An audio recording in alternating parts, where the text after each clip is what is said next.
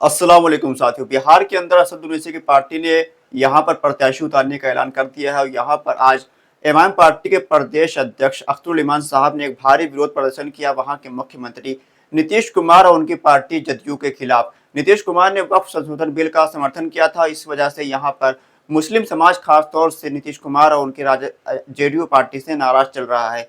JDU party के तमाम मुस्लिम नेता इस्तीफा दे चुके हैं और कई मुस्लिम नेता इस्तीफा देने की फिराक में लगे हुए हैं। यहाँ पर किशनगंज की सड़कों में अख्तरुल इमान साहब पैदल मार्च किया।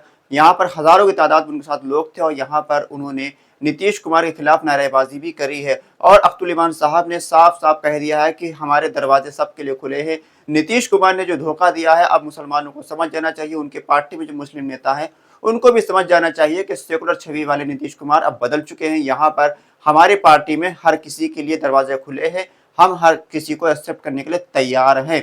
यहाँ पर एक सवाल उठ रहा है कि यहाँ पर पूर्व विधायक है कोचाधामन विधानसभा सीट के मास्टर मुजाहिद आलम जेडीयू के, वो इस वक्त जेडीयू पार्टी छोड़ सकते हैं, ऐसी चर्चा तेज है। लेकिन जेडीयू पार्टी को छोड़कर वो किस पार्टी में जाएंगे इस बात को लेकर अभी कोई स्थिति साफ नहीं हुई। यहाँ पर लोगों का मानना है कि सीमांचल और खास तौर से कोचाधामन विधानसभा सीट के अंदर मौजूदा वक्त में जो सबसे मजबूत पार्टी है वो है असद ओवैसी की एआईएमआईएम पार्टी। तो ऐसे में लोगों का मशवरा है मास्टर मुजाहिद आलम साहब को कि वो किसी की पार्टी की तरफ ना जाए बल्कि असद ओवैसी की इमाम पार्टी की तरफ ही आए और यहाँ पर इमाम पार्टी में शामिल होकर अख्तरुल इमान साहब को मजबूत करे, साथ ही साथ असद ओवैसी साहब को भी मजबूत करे।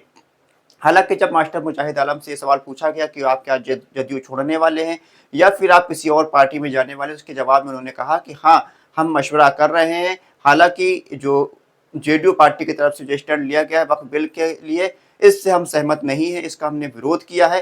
अब लोग मशवरा हमको दे रहे हैं, कुछ लोग मशवरा दे रहे हैं कि हमको एमआईएम में आ जाना चाहिए, कुछ लोग मशवरा दे रहे हैं कि जनसुराज में आना चाहिए, कुछ लोग कह रहे हैं कि आम आदमी में आना चाहिए, तो कोई कांग्रेस और राजद का नाम भी ले रहा है। हालांकि यहाँ पर अभी कोई स्थिति साफ नहीं है कि मास्टर मुजाहिद आलम किस पार्टी में जाएंगे, लेकिन ज्यादातर लोगों का मशवरा यही है कि मास्टर मुजाहिद आलम को एमआईएम पार्टी में शामिल होना चाहिए।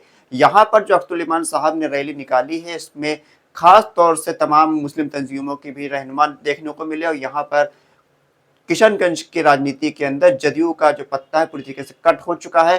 खास तौर से सीमांचल के इलाके में भी जदयू का कोई नाम लेवा नहीं बचेगा, वहां की आवाम का ये कहना है, क्योंकि नीतीश कुमार जो सेकुलर छवि के नेता थे उनको मुसलमान भाजपा के साथ होने के बावजूद वोट देता था, लेकिन इस बार जो नीतीश कुमार की पार्टी ने स्टैंड लिया है और खास तौर से लल्लन सिंह का जो बयान था लोकसभा के अंदर, उससे मुस्लिम समाज काफी तौर से नाराज बताया जा रहा है। यहाँ पर जदयू के दर्जनों नेता ने जदयू पार्टी को छोड़ा है और यहाँ पर कई बड़े नेता भी जदयू को छोड़ने वाले हैं।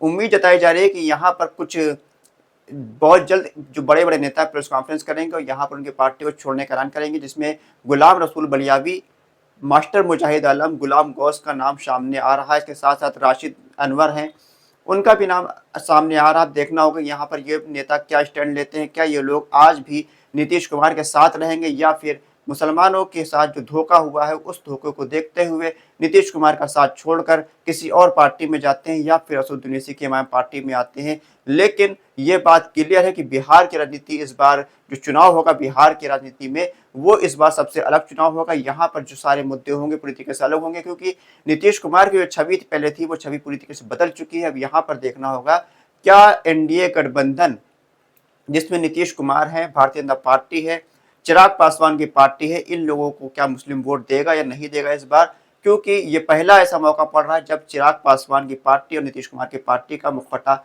सबके सामने से उतर चुका है। मुस्लिम समाज में काफी नाराजगी इनके खिलाफ देखी जा रही है।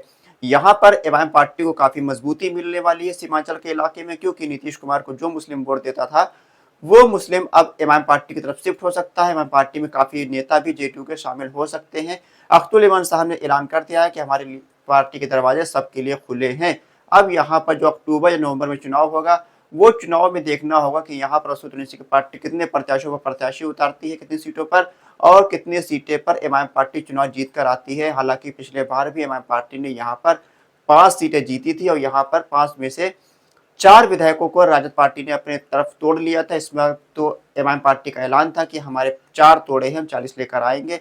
अब देखना होगा कि एमआईएम पार्टी का यहाँ पर क्या सियासी रोल रहता है। आपकी क्या राय है, क्या एमआईएम पार्टी को सीमांचल के इलाके में कितनी सीटों पर चुनाव लड़ना चाहिए, सीमांचल के इलाके में असद ओवैसी की पार्टी कितनी सीटों पर कामयाब हो सकती है, साथ ही साथ जदयू के जो मुस्लिम नेता हैं वो किस पार्टी में शामिल होने चाहिए, या फिर आरजेडी में, कांग्रेस में, या फिर इमाम पार्टी में शामिल होना चाहिए। और साथ साथ बताया कि प्रशांत किशोर जो कि बिहार की राजनीति में पहली बार एंट्री करे हैं, क्या वो भारतीय जनता पार्टी के इशारों पर काम कर रहे हैं या नहीं कर रहे हैं। अपनी राय कमेंट बॉक्स में लिख कर जरूर बताइए। साथ साथ हमारे चैनल को सब्सक्राइब भी करें। खुदा हाफिज।